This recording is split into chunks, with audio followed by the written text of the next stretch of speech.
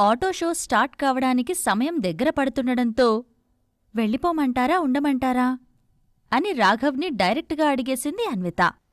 ఆ మాటలకు షాకైన సారంగపాణి అన్వితను కొంచెం పక్కకు తీసుకెళ్లి చిన్నగా మాట్లాడుతూ, అన్విత, నువ్వేం మాట్లాడుతున్నావో అర్థమవుతుందా? రాఘవ్ సార్కి ఇంతవరకు ఎవరూ ఎదురు మాట్లాడలేదు. ఇప్పటివరకు రాఘవ్ సార్ ఒకే నెలలో చాలామంది మేకప్ ఆర్టిస్టులను జాబ్లోంచి తీసేశాడు అని చెప్పాడు. నాకలాంటి భయం లేదు, తీసేయమనండి అని సారంగపాణితో చెప్పి రాఘవ్ దగ్గరికి వచ్చి, చెప్పండి, నన్ను మోడల్స్కి మేకప్ వేయమంటారా, లేదంటే మీ పూర్తి పేరు నాకు తెలియని కారణంగా నన్నిక్కడ్నుండి వెళ్ళిపోమంటారా, ఏం చేయమంటారు అని చాలా ధైర్యంగా అడిగింది. గుడ్ గుడ్, నువ్వు నాకు నచ్చావు, వెంటనే పని మొదలుపెట్టు అని నవ్వుతూనే చెప్పాడు రాఘవ్. దాంతో సారంగపాణి వైపు చూసిన అన్విత లెట్స్ స్టార్ట్ అని అంది. ఒక్కసారిగా ఆ రూంలోని వాతావరణం పూర్తిగా మారిపోయింది. అప్పటివరకు నిశ్శబ్దంగా ఉన్న గది అనేక శబ్దాలతో నిండిపోయింది. అన్విత, ఈరోజు నీ వర్క్ ఎలా ఉంటుందో దాన్ని బట్టి నీ ఫ్యూచర్ ఉంటుంది. నీ వర్క్ వల్ల నాకు ప్రాబ్లమ్స్ వస్తే నేనూరుకోను. డైరెక్టర్ మల్లికార్జున్ సార్ రికమెండేషన్ అయినా సరే నేను నా పద్ధతిలో పాఠం చెప్పాల్సి వస్తుంది. ఆ తరువాత జరిగే నష్టాలను భరించాల్సిందే నువ్వే అని వార్నింగ్ ఇచ్చినట్టుగా గంభీరంగా అన్నాడు రాఘవ్. అతనితో ఎక్కువగా మాట్లాడ్డం ఇష్టం లేని అన్విత సరే అన్నట్టుగా తల ఊపింది. ఆ తర్వాత చుట్టూ చూసింది. వారికి మేకప్ వేయడం చాలా ఈజీ అని అన్విత అనుకుంది.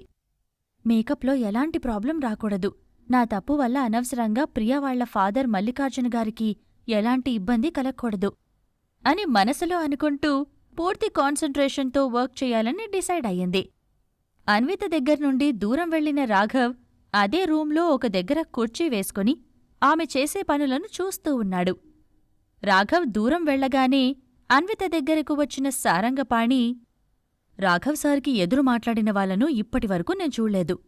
మీరు అంత కాన్ఫిడెంట్గా మాట్లాడారంటే మీరు చాలా ఫేమస్ మేకప్ ఆర్టిస్ట్ అనుకుంటా, యామ్ ఐ రైట్ అని అన్నాడు. మీరేమీ అనుకోనంటే మీకో విషయం చెప్పాలి. నేనిప్పటివరకు మేకప్ ఆర్టిస్టుగా ఎక్కడా పనిచేయలేదు. ఇదే నా ఫస్ట్ జాబ్ అని సారంగపాణికి షాక్ ఇచ్చింది అన్విత. ఇదే ఫస్ట్ జాబా అంటూ నోరు తెరుచుకొని అన్విత వైపు చూస్తూ ఉండిపోయాడు సారంగపాణి. అవునన్నట్టుగా అన్విత తల ఊపడంతో, అన్విత, నేను చాలా రోజులుగా ఇదే కంపెనీ మీద బతుకుతున్నాను. నీవల్ల నా జాబ్ పోదు కదా. అసలే రాఘవ్ సార్కి కోపం చాలా ఎక్కువ. ఏదైనా పొరపాటు జరిగితే వెంటనే జాబ్లోంచి తీసేస్తారు, క్షణం కూడా ఆలోచించరు అని భయం భయంగా అన్నాడు సారంగపాణి. మీరేమీ భయపడకండి, అన్నీ నాకొదిలేయండి, నేను చూసుకుంటాను అని చెప్పి అక్కడున్న మేకప్ కిట్స్ వైపు వెళ్ళింది అన్విత. మోడల్స్ని ఒక్కొక్కరిగా పిలిచి వాళ్ల ముఖానికి తగ్గట్టుగా స్కిన్ టోన్కి సరిపోయేలా లైట్గా మేకప్ చేస్తోంది అన్విత. ముందుగా ముఖం మీద ఐవరీ ఫౌండేషన్తో స్టార్ట్ చేసి మోడల్స్ కన్నుల సైజును దృష్టిలో ఉంచుకొని ఐ లాషెస్ని మరీ పెద్దగా కాకుండా చూడ్డానికి అందంగా కనిపించేలా మేకప్ చేసింది. ఇక పెదవులకు లిప్స్టిక్ దట్టంగా కాకుండా లైట్గా అంటీ అంటనట్లుగా వాళ్ళ పెదవులు నిజంగానే అదే కలర్లో ఉన్నాయా అనుకునేంతగా లిప్స్టిక్ పూసింది. ఇక హెయిర్ విషయానికి వస్తే అందరికీ ఒకే రకంగా వింటేజ్ స్టైల్ని మోడర్న్ స్టైల్ని మిక్స్ చేసి క్యూట్గా కనిపించేలా రెడీ చేసింది అన్విత. వాళ్లందర్నీ రెడీ చేస్తూ సమయాన్ని ఆమె పూర్తిగా మర్చిపోయింది. అందరూ రెడీ అయ్యాక టైం చూసేసరికి 9:55 నిమిషాలవుతోంది. ఆటో షో స్టార్ట్ అవ్వడానికి ఇంకా 5 నిమిషాలు మాత్రమే ఉంది. అందర్నీ రెడీ చేసిన తర్వాత ఎలా ఉందన్నట్టుగా అదే రూంలో కుర్చీలో కూర్చున్న రాఘవ్ వైపు తిరిగింది అన్విత. కుర్చీలోంచి నెమ్మదిగా లేచిన రాఘవ్ అన్విత దగ్గరికి వచ్చి, సాదాసీదాగా కనిపించే నీ దగ్గర ఇంత టాలెంటుందా అని అన్నాడు. ఆ మాటలతో అన్వితకు హ్యాపీగా అనిపించింది. సారంగపాణి సక్సెస్ అనుకుంటూ నవ్వుకుని అన్విత రాఘవ్ల దగ్గరికి వచ్చి, ఆటో షో స్టార్ట్ అవ్వడానికి టైం అవుతుంది, నేను గర్ల్స్ని పంపించేస్తాను అంటూ అక్కడ్నుంచి వాళ్లవైపు వెళ్లాడు. మోడల్స్కి ఇంత బాగా మేకప్ వేసిన నువ్వు ఎందుకు సరిగ్గా మేకప్ వేసుకోలేదు అని కమాండింగ్ టోన్లో అన్వితని అడిగాడు రాఘవ్.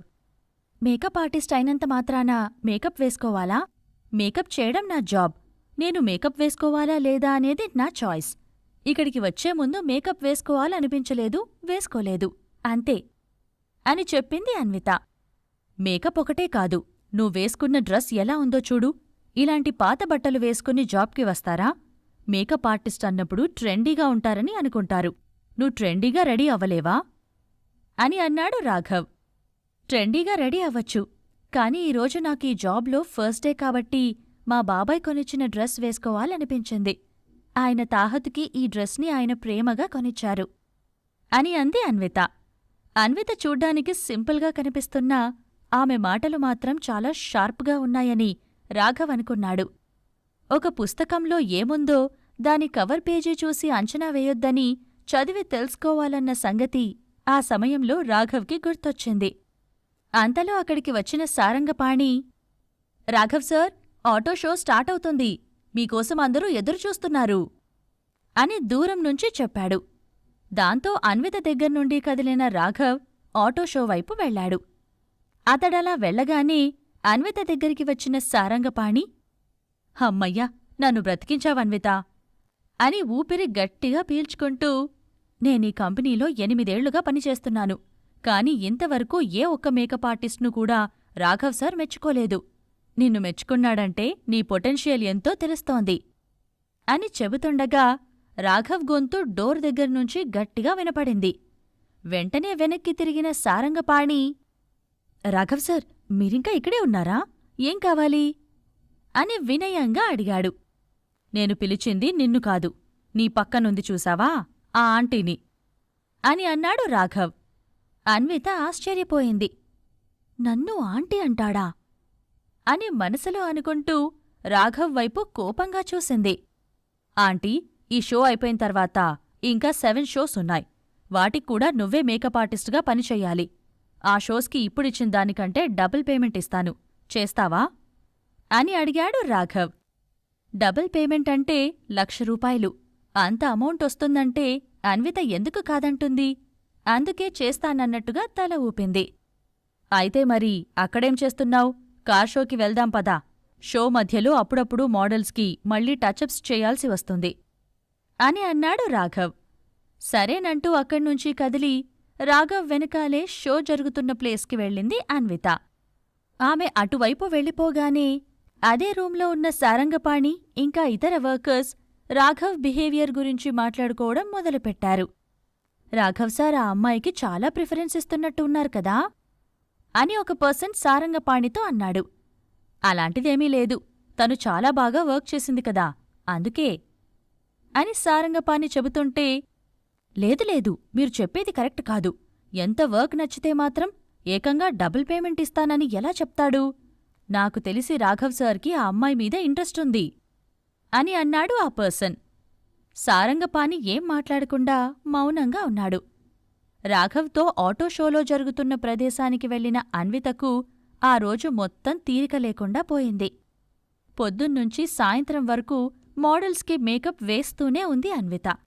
మేకప్ వేసి వేసి ఆమె చేతివేళ్లు బలహీనంగా మారిపోయాయి. శరీరం పూర్తిగా అలసిపోయింది. ముఖమంతా పాలిపోయింది. అంతా అయిపోయిన తర్వాత మేకప్ కిట్స్ అన్నిటినీ జాగ్రత్తగా సర్దేసింది. ఆ రోజు మొత్తం బిజీగా ఉండడంతో తన ఫోన్ని ఒక్కసారి కూడా చూసుకోలేకపోయింది. వెళ్ళిపోవడానికి సిద్ధమవుతున్న సమయంలో ఫోన్ చూసేసరికి షాడో నుండి 5 మిస్డ్ కాల్స్ ఉన్నాయి. దాంతో వెంటనే షాడోకు కాల్ చేసింది. హే అన్విత, నేను షోరూం ముందే ఉన్నాను, నీ పని అయిపోయిందా అని అడిగాడు షాడో. అయిపోయింది. నువ్వెంతసేపయిందొచ్చి?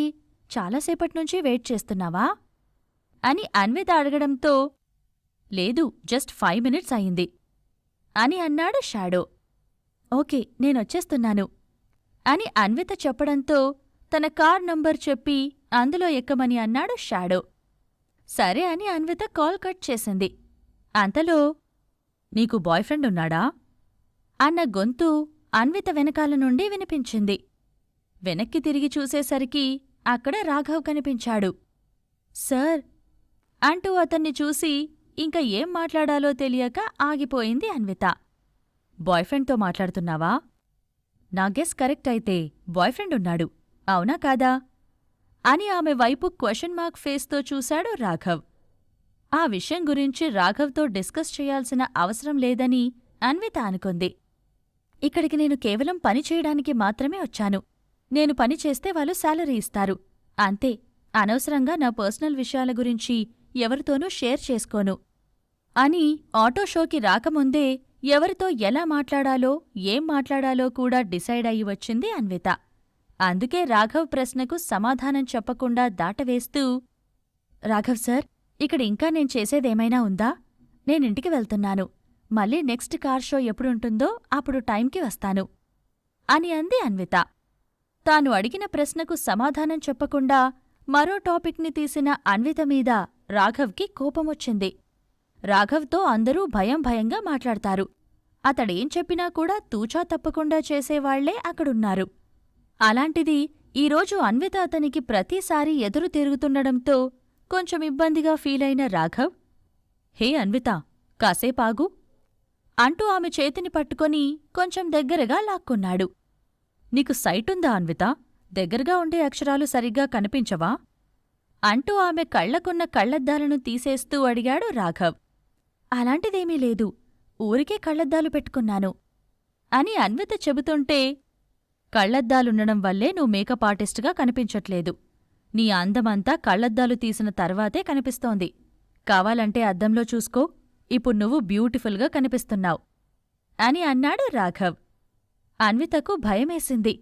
వెంటనే తన చేతిని విడిపించుకొని రాఘవ్ చేతిలోని గ్లాసెస్ని తీసుకోకుండానే అక్కడ్నుండి డోర్ వైపు వేగంగా పరిగెడుతూ బయటికి వచ్చి షాడో చెప్పిన కార్ నెంబర్ కోసం చకచకా వెతికి ఎదురుగా ఉన్న చెట్టు కింద కారాగిందని తెలుసుకుని ఫాస్ట్గా వెళ్లి డోర్ ఓపెన్ చేసుకుని సీట్లో కూర్చుండిపోయింది. ఏమైందన్విత, అలా పరిగెత్తుకొచ్చావ్? వెనకాల చిరుతపులి వెంటపడిందా ఏంటి అని అన్నాడు షాడో. ఆ మాటలను పట్టించుకోకుండా ఆలోచనల్లో పడిపోయింది అన్విత. రాఘవ్ సార్ ఏంటి అలా చేశారు? అమ్మో, నా గుండె ఆగినంత పనయింది. ఏదేదో మాట్లాడుతున్నారు అని మనసులో అనుకుంటూ వెంటనే షాడో వైపు తిరిగి, ఏం లేదు, నువ్వు చాలాసేపు నుంచి వెయిట్ చేస్తున్నావు కదా, అందుకే వేగంగా పరిగెత్తుకొచ్చాను అంతే అని అబద్ధమాడింది. నువ్వు అబద్ధం చెప్తున్నావన్విత అని వెంటనే అన్నాడు షాడో. ఆ మాటలతో అన్విత హార్ట్ బీట్ అమాంతం పెరిగిపోయింది. తన ప్రతి చర్యను గమనించే షాడో ఇప్పుడు రాఘవ్ తనతో బిహేవ్ చేసిన దృశ్యాన్ని కూడా చూశాడా అని మనసులో అనుకుంది. అదే టైంలో ఆమెలో అనేక ఆలోచనలు వచ్చాయి. అబద్ధం చెప్పి అనవసరంగా తప్పు చేశానా, ఇప్పుడు నిజం చెప్పేద్దామా అని మనసులో అనుకుంటూ ఏమీ మాట్లాడకుండా ఉండిపోయింది. కార్ షోరూంలో అన్వితతో రాఘవ్ బిహేవియర్ని షాడో గమనించాడా? ఈ ప్రశ్నలకు సమాధానాలు తెలుసుకోవాలంటే నెక్స్ట్ ఎపిసోడ్ వినాల్సిందే. క్రింద ఇచ్చిన లింక్ ని క్లిక్ చేసి పాకెట్ ఎఫ్ఎం యాప్ ని ఇన్స్టాల్ చేసుకోండి. Stay tune to pocket FM.